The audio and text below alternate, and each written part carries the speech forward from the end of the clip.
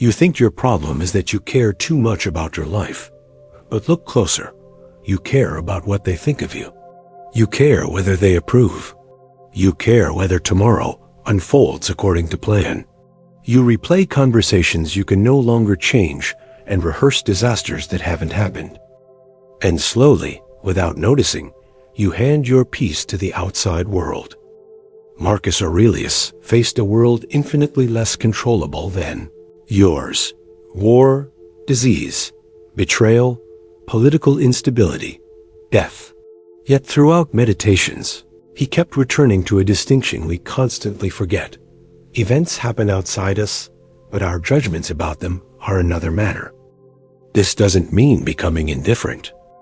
It means recognizing the hidden bargain behind anxiety.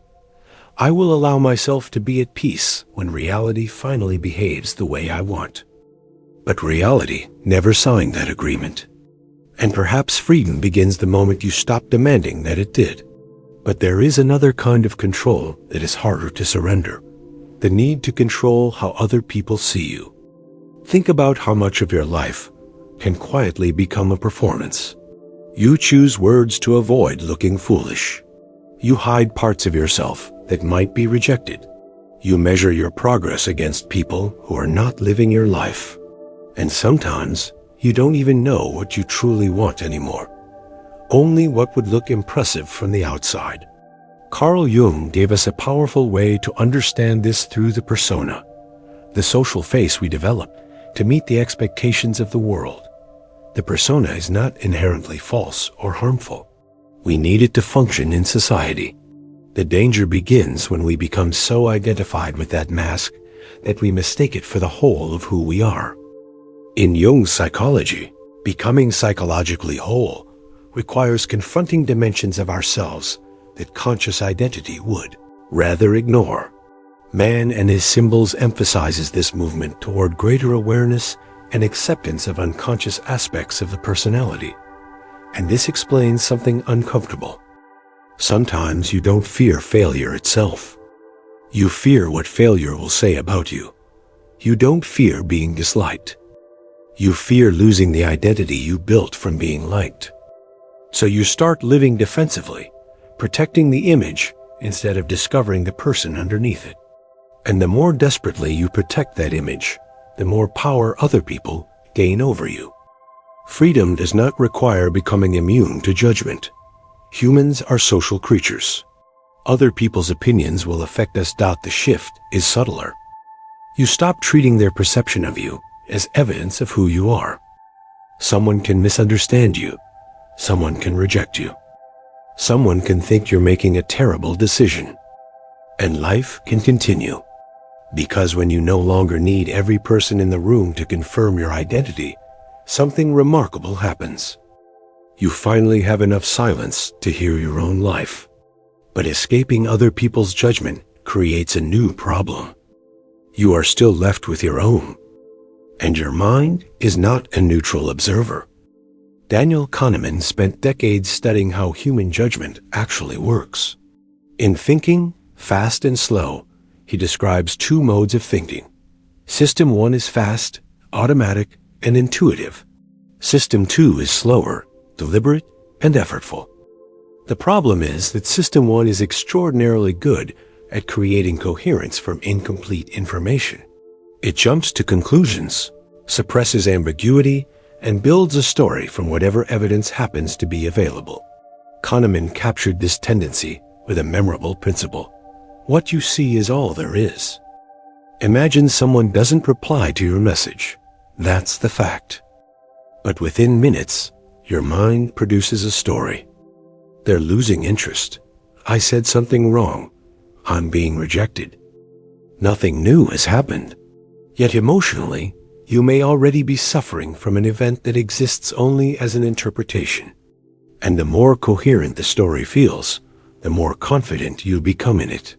Kahneman shows that subjective confidence can depend more on the quality of the story we construct than on the amount or quality of evidence behind it.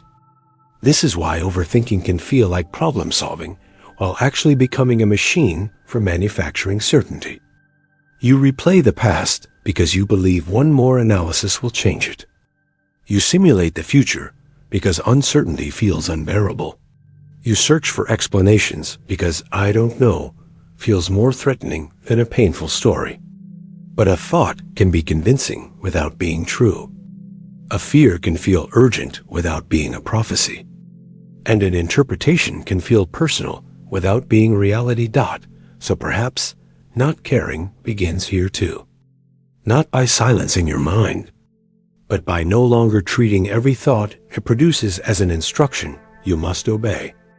Because once you can step back from the story, a different question becomes possible. If I cannot control what happens, and I cannot completely trust the stories my mind creates about it, what should guide my life instead? That is where Viktor Frankl enters the conversation. If your thoughts cannot always be trusted, what should guide you instead? Viktor Frankl offered a radically different answer: meaning. We often approach life as if it owes us a certain experience. We expect the right relationship, the right career, enough money, enough recognition, and somewhere beyond all of that, happiness. So when life refuses to cooperate, we assume something has gone wrong. But Frankl challenged the idea that happiness should be pursued directly. In his work on logotherapy, fulfillment emerges through meaning, by directing yourself towards something beyond yourself, a person to love, a task to complete, a responsibility to carry. This movement beyond the self is what he called self-transcendence. This changes the question completely. Instead of asking, "Why isn't life giving me what I want?" you begin asking, "What does this moment require from me?" Not every painful experience has a hidden purpose. And Frankl's philosophy does not require pretending that suffering is good. It asks something harder. When a situation cannot be changed, what freedom remains in how you respond? Frankl's framework places freedom beside responsibility. Circumstances matter, but they do not completely determine the human response. You may not control whether someone leaves. You may not control whether your plans collapse. You may not control what has already happened. But you can still decide what kind of person meets what happens next. And perhaps this is the deepest meaning of when you stop caring. You stop demanding that life make you comfortable before you participate in it. You stop waiting for certainty before you act. You stop making happiness the condition for living meaningfully. And strangely, Frankl argued, happiness is more likely to appear when you stop chasing it directly, as a consequence of meaning fulfilled. But there is still one problem. You can understand all of this intellectually, and still wake up tomorrow with the same tension in your body. Because letting go is not only something the mind has to learn, the body has to learn it too. You can understand everything we've discussed and still feel trapped. Because knowing you shouldn't worry does not automatically stop your heart from racing. Knowing you cannot control the future does not automatically make uncertainty feel safe. The body has its own language. And sometimes, instead of thinking your way into a different state, you can change the state itself. A randomized controlled study, co-authored by Andrew Huberman, compared 5 minutes of daily mindfulness meditation with several structured breathing practices. Both were associated with improvements in mood and reductions in anxiety, while breathwork produced greater improvements in mood and reductions in respiratory rate.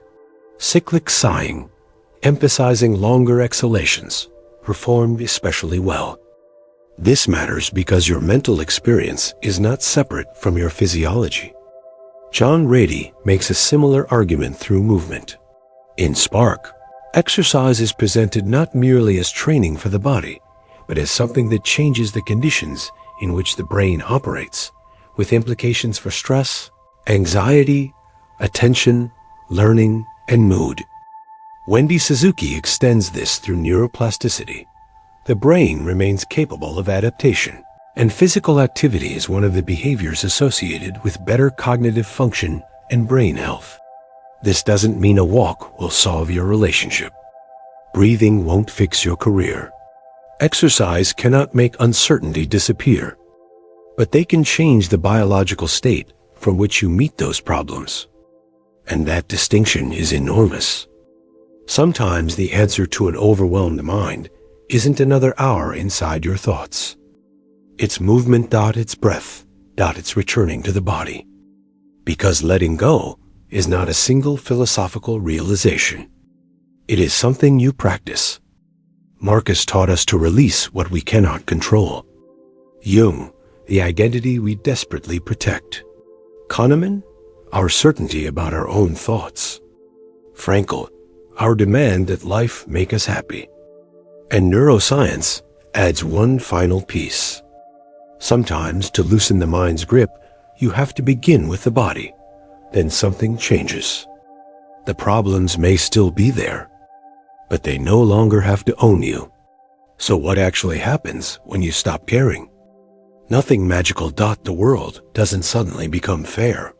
People don't stop judging you. Uncertainty doesn't disappear. You will still lose things you love. Plans will still fail. Your mind will still produce stories, and your body will still react before you have time to reason. What changes is your relationship with all of it. Marcus Aurelius points us away from trying to command external events and back toward our own judgments and actions. Jung reminds us that the identity we present to the world is not the whole person. Kahneman shows how easily the mind creates convincing conclusions from limited information. Frankl shifts the center of life from comfort toward meaning and responsibility. And the neuroscience adds something essential. You don't have to wait until your thoughts are perfect before changing your state. Breath and movement can become ways of working with the nervous system rather than endlessly arguing with the mind. This is not apathy. It is choosing more carefully what deserves your limited attention. Care about your character. Care about the people you love. Care about the work worth doing. Care about the meaning you can create from the life that is actually here. But care less about being understood by everyone. Care less about winning every argument. Care less about the future, obeying your plans. Care less about protecting an image of yourself that was never completely you. Maybe nothing falls into place when you stop caring. Maybe you simply stop demanding that everything has to fall into place before you can live. And that's the paradox. When you stop caring about controlling your life, you finally become free to live it.